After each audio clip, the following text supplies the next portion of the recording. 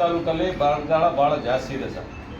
ಇಲ್ಲಿ ರೈತರಿಗೆ ಏನು ನಾವು ಬೆಳೆ ಇಡ್ತೀವಿ ಆ ಬೆಳೆ ಕೈಗೆ ಬರದೆ ಬಹಳ ತೊಂದರೆಗಳಿದ್ದಾರೆ ರೈತರು. ಈಗ ನಿಮ್ಮ ಬ್ಯಾಂಕಲ್ಲಿ ನಾವು ಬೆಳೆ ಸಾಲವನ್ನು ತಗೊಂಡಿದ್ದೀವಿ. ಬೆಳೆ ಸಾಲವನ್ನು ತಗೊಂಡಾಗ ಆ ರೈತರ ವಸೂಲಿ ಮಾಡಬೇಕು, ಸುಸ್ತಿದಾರನ ವಸೂಲಿ ಮಾಡಬೇಕು, ವಸೂಲಿ ಮಾಡೋ ರೀತಿ ವಿಚಾರ ಎಲ್ಲ ಇರುತ್ತೆ. ವಸೂಲಿ ಮಾಡಬೇಕಾದ್ರೆ ನಿಮ್ಮದೇ ಆದಂಥ ಒಂದು RBI ರೂಲ್ಸ್ ಆ್ಯಂಡ್ ರೆಗ್ಯುಲೇಷನ್ಸ್ ಇದೆ. ಮತ್ತು ಸರ್ಕಾರದಿಂದ ಮತ್ತೆ ಸುಗ್ರೀವಾಜ್ಞೆ ಬೇರೆ ತಂದಿದ್ದಾರೆ. ಮೈಕ್ರೋ ಫೈನಾನ್ಸಲ್ಲಿ ಸಾಲ ಮಾಡಿ ಎಷ್ಟು ಕಿರುಕುಳ ಆಗ್ತಾ ಇದೆಯೋ ನ್ಯಾಷನಲೈಸ್ಡ್ ಬಗ್ಗೆ ನಾನು ಹೇಳ್ತಾ ಇಲ್ಲ ಸರ್. ಕರ್ನಾಟಕ ಬ್ಯಾಂಕು ಮತ್ತು ಕರ್ನಾಟಕ ಗ್ರಾಮೀಣ ಬ್ಯಾಂಕಲ್ಲಿ ಪ್ರತಿಯೊಬ್ಬ ರೈತರು ಕೂಡ ಟೋಟಲಿ ಎಷ್ಟು ಜನ ಬೆಳೆ ಸಾಲ ಮಾಡಿರ್ತಕ್ಕಂಥ ರೈತರು ಬ್ಯಾಂಕಲ್ಲಿ ಇದ್ದಾರೆ, ಅಕೌಂಟ್ಗಳಿದ್ದಾವೆ, ಪ್ರತಿಯೊಬ್ಬ ಸಾಲಗಾರನು ಕೂಡ ಒಂದಲ್ಲ 10 ನೋಟಿಸು ಮತ್ತು ಎಲ್ಲರೂ ಕೂಡ ಕೋರ್ಟಲ್ಲಿ ಹೋಗಿದೆ ಸರ್. ಎಲ್ಲ ಕೋರ್ಟ್ ಕೇಸೆ.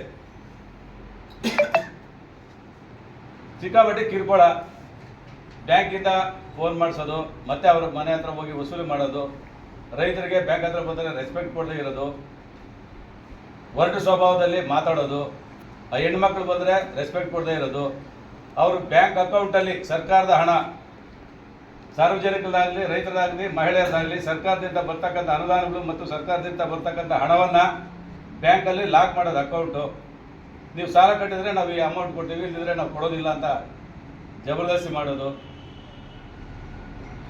ಮತ್ತು OTSಗೆ ನ್ಯಾಷನಲೈಸ್ಡ್ ಬ್ಯಾಂಕ್ಸು ಒಂಥರ ಇದೆ ಸರ್. ಮತ್ತು ಈ ಕರ್ನಾಟಕ ಬ್ಯಾಂಕು ಮತ್ತು ಕರ್ನಾಟಕ ಗ್ರಾಮೀಣ ಬ್ಯಾಂಕಲ್ಲಿ ಅವ್ರದ್ದು ಒಂಥರ ಇದೆ. ಇವ್ರು ಕೇಳಿದಾಗ ಅಸಲು ಮತ್ತು ಬಡ್ಡಿನಲ್ಲಿ 60% ಅಂತ ಗ್ರಾಮೀಣ ಬ್ಯಾಂಕು ಕರ್ನಾಟಕ ಬ್ಯಾಂಕ್ ಹೇಳ್ತಾರೆ.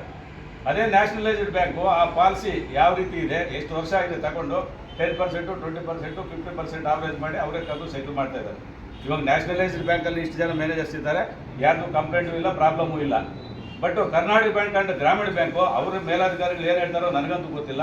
ನಾನು ಮೇಲಾಧಿಕಾರಿಗಳ ಹತ್ರ ಅವರ RO ಹತ್ರ ಸುಮಾರು ಸತಿ ನಾನು ಮಾತಾಡಿದ್ದೀನಿ. ಸರ್ ಪ್ರಾಬ್ಲಮ್ಸ್ ಈಗ ಆಗ್ತಾ ಇದೆ, ನೀವು ಸುಧಾರಿಸ್ರಿ ಅಂತ.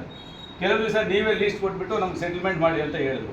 ಮತ್ತೆ ನಾವೇ ಲೀಸ್ಟ್ ಕೊಟ್ಟು ನಮ್ಮ ಕೈಲಾದಷ್ಟು ಡೈರೆಕ್ಟ್ ಫೋನ್ ಮಾಡಿ ಮ್ಯಾನೇಜರ್ ಕಾಂಟ್ಯಾಕ್ಟೇ ಇಲ್ಲದೆ, ಯಾಕಂದರೆ ಮ್ಯಾನೇಜರ್ ನಮ್ಮನ್ನು ಅಲ್ಲಿ ಕಚ್ಚಾಗಿ ಬರ್ತಾರೆ ಸರ್. ಹೋದರೆ ಒಬ್ಬ ಪಾವಗಡ ತಾಲೂಕು ರೈತ ಸಂಘ ಅಧ್ಯಕ್ಷನ್ನೇ ಅಲ್ಲಿ ಹೊಂದಾಣಿಕೆ ಇಲ್ಲ. ರೈತರ ಹತ್ರ ಇನ್ನು ಹೆಂಗೆ ಹೊಂದಾಣಿಕೆ ಇರುತ್ತೆ? ಡೈರೆಕ್ಟ್ ನಾವು ಹೆಡ್ ಆಫೀಸಿಂದಾನೇ ನಾವು ಲಿಂಕ್ ತಗೊಂಡ್ವಿ. ಆ ಕೂಡ ಅವರಲ್ಲಿ ಏನು ಆಗುತ್ತೋ ಅಷ್ಟು ಮಾಡಿದ್ರು. ಮತ್ತು ಇನ್ನೂ ಜಾಸ್ತಿ ವಸೂಲಾತಿ ಆಗೋದು, ಕೋರ್ಟ್ಗೆ ಇನ್ನೊಂದು ತಾಪತ್ರೆ ಜಾಸ್ತಿ ಆಯಿತು. ಅದಕ್ಕೆ ನಾವು ಈಗ ಮೊನ್ನೆ ತಹಸೀಲ್ದಾರ್ ಸಾಹೇಬರಿಗೆ ಮೆಮೊರಂಡಮ್ ಕೊಟ್ಟು ಎಲ್ಲ ಪತ್ರಿಕೆಯಲ್ಲೂ ಎಲ್ಲ ಟಿವಿನಲ್ಲೂ ನಾವು ಇಂಟ್ರೊಡ್ಯೂಸ್ ಮಾಡಿದ್ದೀವಿ. ಈಗ ಸರ್ಕಾರ ಘೋಷಣೆ ಮಾಡಿದೆ ಯಾವ ರೀತಿ ರೂಲ್ಸು ರೆಗ್ಯುಲೇಷನ್ಸ್ ಇದೆ ನಿಮ್ಮಲ್ಲಿ ವಸೂಲಾತಿಗೆ. ನಮಗೆ ಜಪ್ತಿ ಮಾಡೋ ಅಧಿಕಾರ ಇದೆಯಾ? ನಾವು ಮಾಡಿಕೊಟ್ಟಿರೋದು ಮಾರ್ಟಿಗೇಜ್ ಸರ್, ಆಸ್ತಿಗಳನ್ನ.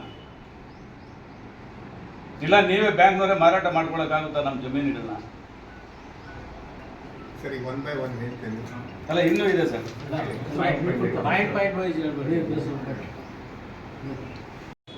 ಲೀಗಲ್ ನೋಟಿಸ್ ಆಗಲಿ, ಸೀಸರ್ ನೋಟಿಸ್ ಆಗಲಿ, ನಾನು ಟೈಮಿಂಗ್ ಸ್ಟಾಪ್ ಮಾಡ್ಲಿಕ್ಕೆ ಹೇಳಿದೆ. ಈಗ ನೀವು ನನಗೆ ಅನ್ಸಿದ ಮಟ್ಟಿಗೆ ಅದು ಮೈಕ್ರೋ ಫೈನಾನ್ಸ್ ಮಾತಾಡಿದ್ದ ಕೇಳ್ತೀನಿ. ಆ ಆರ್ಡಿನೆನ್ಸ್ ನೀವು ಓದಿರ್ಬೋದು ಆಲ್ರೆಡಿ. ಆ ಆರ್ಡಿನೆನ್ಸ್ ಒಳಗೆ ನಂದು ಬ್ಯಾಂಕ್ನವ್ರಿಗೂ ರಿಕ್ವೆಸ್ಟ್ ಮಾಡಿದ್ದೀನಿ, ನಿಮಗೂ ಎಲ್ರಿಗೂ ರಿಕ್ವೆಸ್ಟ್ ಮಾಡ್ತೀನಿ. ಯಾಕಂದ್ರೆ ಇವ ಸಾಹೇಬ್ರಿಗಾಗಲಿ ತಹಸೀಲ್ದಾರ್ ಸಾಹೇಬ್ರಿಗಾಗಲಿ ಅವ್ರಿಗೂ ಡೀಟೇಲ್ಸ್ ಗೊತ್ತಿಲ್ಲ. ಎಲ್ಲರೂ ನಾವು ಒಂಥರ ಬ್ಲ್ಯಾಂಕ್ ಮೈಂಡ್ ಆಗಿದ್ದೀವಿ. ಯಾಕಂದ್ರೆ ಆ ಆರ್ಡಿನೆನ್ಸ್ ಒಳಗೆ ಏನಿದೆ ಅಂತಂದರೆ, ಯಾವುದೇ ಥರದ ಬ್ಯಾಂಕು NBFC ಇರಲಿ, ಮೈಕ್ರೋ ಫೈನಾನ್ಸ್ ಇರಲಿ, ಅಥವಾ ನ್ಯಾಷನಲೈಸ್ ಇರಲಿ, ರೀಜನಲ್ ರೂರಲ್, ಯಾವ್ದು ರಿಜಿಸ್ಟರ್ಡ್ ವಿತ್ RBI ಆಗಿದೆ ಅವ್ರಿಗೆ ಅದು ಆರ್ಡಿನೆನ್ಸ್ ಇಫೆಕ್ಟ್ ಆಗಲ್ಲ. ಸೊ ಹಾಗಾಗಿ ಈಗ ನಮಗೆ ಮೈಕ್ರೋ ಫೈನಾನ್ಸು ರಿಜಿಸ್ಟರ್ ಆಗಿದ್ದಾರೆ. ಈಗ ಮೈಕ್ರೋ ಫೈನಾನ್ಸ್ ಲೀಡ್ ಡಿಸ್ಟ್ರಿಕ್ಟ್ ಮ್ಯಾನೇಜರಿಗೆ ಬರಲ್ಲ, ಲೀಡ್ ಡಿಸ್ಟ್ರಿಕ್ಟ್ ಸ್ಕೀಮಲ್ಲಿ ಬರಲ್ಲ. ಹಾಗಾಗಿ ನನಗೂ ಅದ್ರದ್ದು ಏನೂ ವೇರಬಲ್ಸ್ ಗೊತ್ತಿಲ್ಲ. ನಮಗೂ ಸಾಕಷ್ಟು RBI ಒಟ್ಟಿಗಾಗಲಿ SLBC ಒಟ್ಟಿಗಾಗಲಿ ನಮ್ಮದೆಲ್ಲ ಮೊನ್ನೆ RBI ಒಟ್ಟಿಗೆ ಒಂದು 2-2.5 ಗಂಟೆ ಮೀಟಿಂಗ್ ಆದಾಗಲೂ ನಾವು ಅವ್ರಿಗೆ ರಿಕ್ವೆಸ್ಟ್ ಮಾಡಿದ್ದೇವೆ RBIಗೆ, ಹೆಂಗೆ ಲೀಡ್ ಬ್ಯಾಂಕ್ನವರು ಪ್ರೈವೇಟ್ ಬ್ಯಾಂಕು, ನ್ಯಾಷನಲೈಸ್ ಬ್ಯಾಂಕ್ ಈಗ ಲೀಡ್ ಬ್ಯಾಂಕ್ ಅಂತ ಮಾಡಿ ನಮ್ಮನ್ನೊಂದು ಡಿಸ್ಟ್ರಿಕ್ಟ್ ಇನ್ಚಾರ್ಜ್ ಮಾಡಿದ್ದಾರೆ. ಆ ಥರ ಮೈಕ್ರೋ ಫೈನಾನ್ಸ್ ಒಂದು ಮಾಡಿ. ಯಾಕಂದ್ರೆ ಎಷ್ಟು ಮೈಕ್ರೋ ಫೈನಾನ್ಸ್ ವರ್ಕ್ ಮಾಡ್ತಿದೆ ಅಂತೂ ನಮ್ಗೆ ಗೊತ್ತಿಲ್ಲ. ನನ್ನ ಹತ್ರ ಒಂದು ಲೀಸ್ಟ್ ಏನಂದ್ರೆ, ಒಂದು ACME ಅಂತ ಅವ್ರದ್ದೊಂದು ಅಸೋಸಿಯೇಷನ್ ಇದೆ. ಆ ಅಸೋಸಿಯೇಷನ್ ಒಳಗೆ ಒಂದು 27 ಮೈಕ್ರೋ ಫೈನಾನ್ಸ್ ಕೂಡಿ ಒಂದು ಅಸೋಸಿಯೇಷನ್ ಮಾಡ್ಕೊಂಡಿದ್ದಾರೆ. ಆ ಲೀಸ್ಟ್ ಬಿಟ್ಟರೆ ನನ್ನ ಹತ್ರನೂ ಯಾವುದೂ ಗೊತ್ತಿಲ್ಲ. ನನಗೆ RBIನೂ ಅದನ್ನು ಪ್ರೊವೈಡ್ ಮಾಡುತ್ತೆ. ಬಟ್ ಹಂಗೆ ನೋಡಿದರೆ ನೀವು ಆಲ್ ಇಂಡಿಯಾದೊಳಗೆ, ಪ್ಯಾನ್ ಇಂಡಿಯಾದೊಳಗೆ ನೋಡಿದರೆ ಸಾಧಾರಣ 9,306 ಮೈಕ್ರೋ ಫೈನಾನ್ಸ್ ಇದೆ.